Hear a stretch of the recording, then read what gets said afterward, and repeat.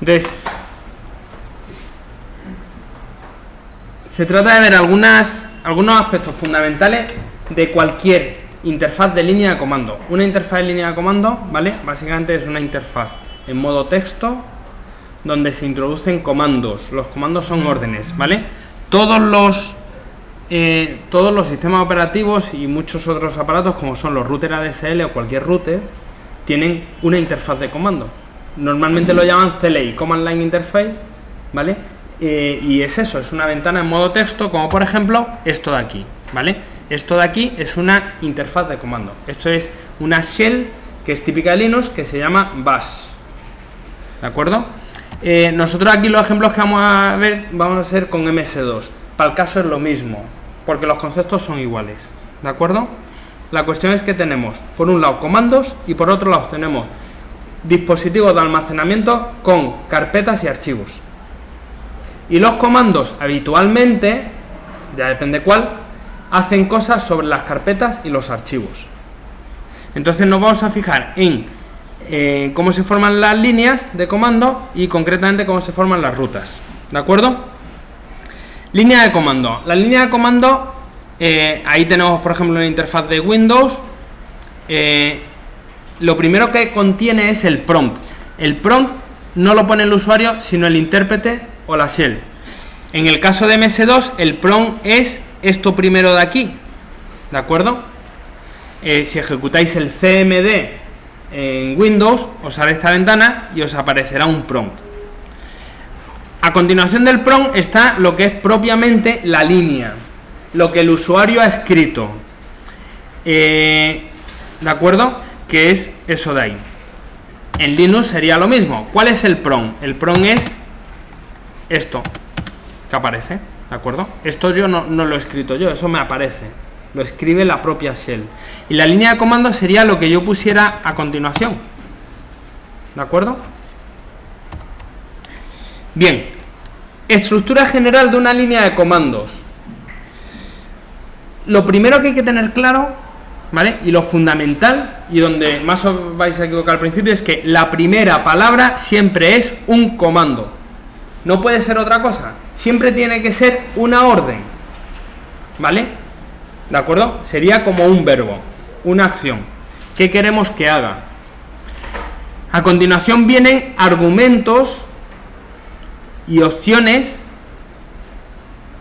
aquí lo llaman modificadores, que recibe ese comando, ¿de acuerdo? Por ejemplo, esto sería hacer un listado, es decir, del directorio superior en formato corto, ¿vale? Es como si yo, por ejemplo, cojo y digo cd directorio principal. Cd, ¿qué hace? Cd es change directory, cambia de directorio. Y si le digo directorio principal, esto es el argumento. Le estoy diciendo que cambie a este directorio, ¿vale? Hay comandos que tienen directorios hay comandos que tienen argumentos y otros que no. Por ejemplo, si yo hago clear, eso no tiene argumento, lo que hace es limpiar la pantalla.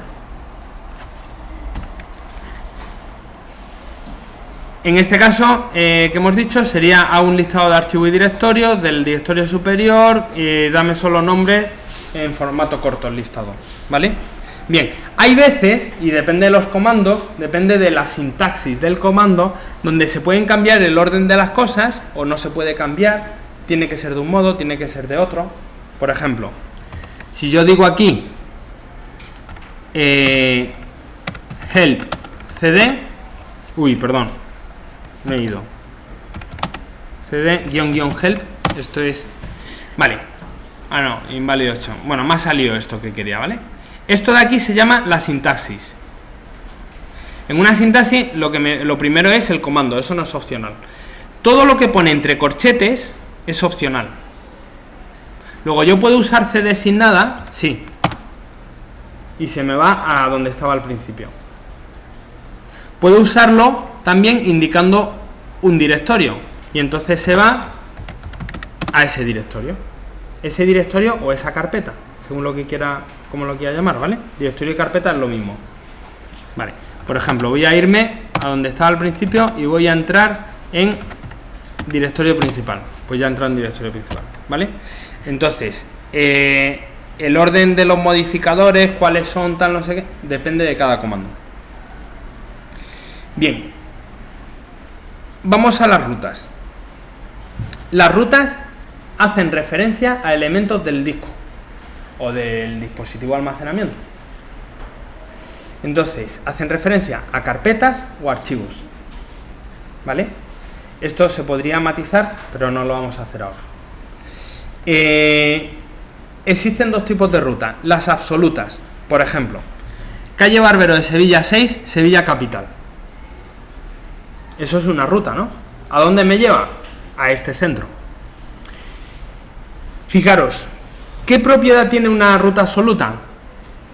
Que si yo me monto en un taxi, yo cojo, me voy a la calle y pido un taxi, y le digo al taxista que me lleve a esta ruta, ¿el taxista me trae aquí? Sí. Sin ningún problema. Bueno, el problema es que tengo que pagar luego. Vale, una ruta absoluta funciona. Da igual donde coja el taxi, da igual si lo cojo en la estación de tren o en el aeropuerto. Sí, la ruta funciona igualmente. El otro tipo de ruta es rutas relativas. Próximo a la derecha, enfrente del bar. Si yo le digo esto al taxista, ¿me trae aquí? Depende de dónde coja el taxi. Si lo cojo en la calle esta perpendicular que hay en la entrada, entonces, perfecto, me trae aquí. Es absurdo que coja ahí el taxi, pero bueno, me traería aquí. Vale, si lo cojo en el aeropuerto y le digo esto al taxista, ¿me trae aquí? Ni de broma. Luego, la ruta relativa, la principal propiedad que tiene es que depende de dónde parto. Mientras que la ruta absoluta, no. ¿De acuerdo? Bien. Un ejemplo en Windows sería esto. Aquí tenemos una ruta absoluta, c2 del /ecenter. En el caso de Windows empezaría por la unidad, en este caso c2, que es lo más alto que hay. Dentro de C, pues el directorio, la carpeta del, y dentro de del, pues la carpeta ecenter, ¿vale? Entonces, pues C, del, ecenter. Muy bien, eso es una ruta absoluta, ¿vale? Una ruta relativa sería del /ecenter. Esa ruta, ¿dónde se supone que estoy? En el disco C. Si yo estoy en el pendrive, que suele ser unidad E o lo que sea, esa ruta no funciona, ¿vale? ¿De acuerdo? Esa ruta relativa solo funciona si me encuentro en el C2. Bien, en el caso de Windows, para saber en qué directorio me encuentro, basta con ejecutar cd sin más. En el caso de Linux, lo que hacemos es ejecutar Passworking Directory, PWD, y entonces me dice en qué ruta me encuentro. Vale, dos directorios especiales. Punto barra significa el directorio en el que estoy, ¿vale? Luego, fijaros, uno de los comandos más tontos que podemos hacer es cd punto barra. ¿Qué es lo que hace? Cambiarme al directorio en el que estoy, es decir, no hace nada. Uno muy usado es punto barra, que quiere decir el parent directory, el directorio padre, el directorio que está por encima, el directorio superior.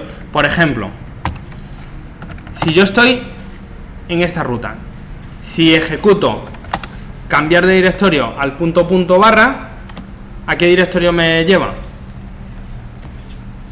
A /home/jca. ¿Lo veis? Me ha subido un directorio, me ha llevado al directorio padre de donde estaba. Muy bien. ¿Perdón? También. Bueno, en el prompt a veces nos da una indicación de dónde nos encontramos. Vale, de acuerdo. ¿Vale? Aquí tenemos algunos ejemplos en MS2. Perfecto.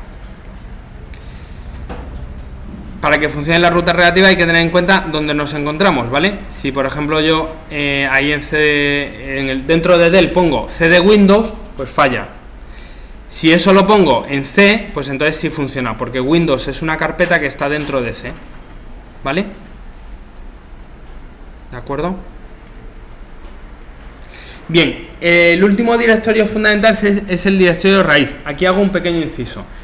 En todos los sistemas operativos, la barra que se usa para los directorios es la de la tecla 7. En Windows se usa la de alt gráfico, ¿vale? La barra invertida, ¿de acuerdo? El directorio barra quiere decir el directorio que está más arriba. Si yo hago cd barra, me está llevando al directorio más superior. De hecho, si yo aquí intentara hacer esto, ¿qué pasaría? No pasa nada, porque es que no puedo ir más arriba. Sigo en el mismo sitio. Working Directory, estoy en el directorio raíz. Subo, sigo estando en el directorio raíz. No puedo subir más arriba porque ya estoy en el techo. ¿De acuerdo? En Windows, en MS2 pasa lo mismo, pero con la barra invertida. En los sistemas Microsoft hay que tener en cuenta que existe un directorio raíz por cada unidad de disco. Eso solo pasa en Microsoft. En Linux, Mac OS X, en otros sistemas operativos, no existen unidades. ¿Vale? Existen un directorio raíz y de ahí salen todos los directorios. Bien, entonces una cosa importante es esta. ¿Cómo distingo una ruta absoluta de una que no lo es? Porque la ruta absoluta siempre empieza por el directorio raíz. Por ejemplo, ¿esta ruta es absoluta, sí o no? Sí. Y si yo hago esto, ¿esa ruta es absoluta o no? Respuesta, no. Porque la absoluta siempre empieza por el directorio raíz. ¿Vale? He puesto la ruta relativa que depende de dónde estaba. Por ejemplo, esa ruta funciona cuando yo estoy ahí. Si yo intento ejecutarla ahora, me da fallo.